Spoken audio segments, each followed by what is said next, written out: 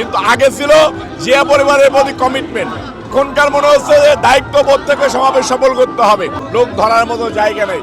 আপনারা দেখছেন যে আমরা পল্টনে সমাবেশ হবে, আমরা মতিঝিলে অবস্থান করতেছি। আগে মানুষ ঘর থেকে বের হতো মোবাইল রেখে, অ্যান্ড্রয়েড মোবাইল রেখে নর্মাল ফোন দিয়ে, যে জায়গায় স্পট দেওয়া থাকতো সেই স্পটে চুরি করে করে পলায় পলায় আসতো পুলিশের ভয়ে, হেলমেট বাহিনীর ভয়ে।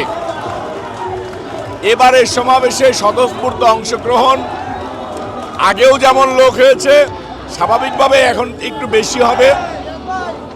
এখন কিছু হাইব্রিডও আছে, কিন্তু আগের সমাবেশের ভিতরে দিয়ে একটা আনন্দ ছিল, এখনো আনন্দ আছে। আগে একটা আনন্দ ছিল, এখন আরেকটা আনন্দ।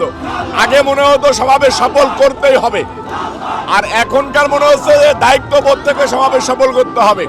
কিন্তু আগে ছিল জিয়া পরিবারের প্রতি কমিটমেন্ট, কঠোর পরিশ্রমের ভিতরে দিয়ে সফল করতে হবে এবং সকল বাধা বিপত্তিকে পেরিয়ে আমাদেরকে পল্টন ময়দান দখল নিতে হবে, এটা ছিল চিন্তাধারায়। এখন পল্টন ময়দান আমরা সমাবেশ করতেছি, ইনশাল্লাহ কোনো বাধা বিপত্তি নেই। দেশে গণতন্ত্র প্রতিষ্ঠা হচ্ছে। শহীদ রাষ্ট্রপতি জিয়াউর রহমান সাহেবের সুযোগ্য সন্তান জনাব তারেক রহমান সাহেব আজকের 1 মে দিবস উপলক্ষে আন্তর্জাতিক শ্রমিক দিবস, এই দিবসে আমরা সকলেই শ্রমিক, আমরা উপস্থিত হয়েছি। ইনশাল্লাহ সমাবেশে লোক ধরার মতো জায়গা নেই। আপনারা দেখছেন যে আমরা পল্টনে সমাবেশ হবে, আমরা মতিঝিলে অবস্থান করতেছি। পল্টনে যাওয়ার মতো কোনো জায়গা এখনো পাচ্ছি না। নেতাকর্মী, বললাম না, আগে একটা জিনিস ছিল যে পল্টনে সমাবেশ সফল করতেই হবে।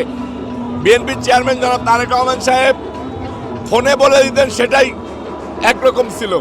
এখন উনি সশরীরে উপস্থিত হচ্ছেন। নেতাকর্মীদের ভিতরে একটা আনন্দের উল্লাস যে এই পল্টন ময়দানে জনাব তারেক রহমানকে নিয়ে সমাবেশ করব। এই পল্টন ময়দান হবে বিএনপির, এই দেশে বিএনপি ক্ষমতা আসবে এবং তারেক রহমান প্রধানমন্ত্রী হবে।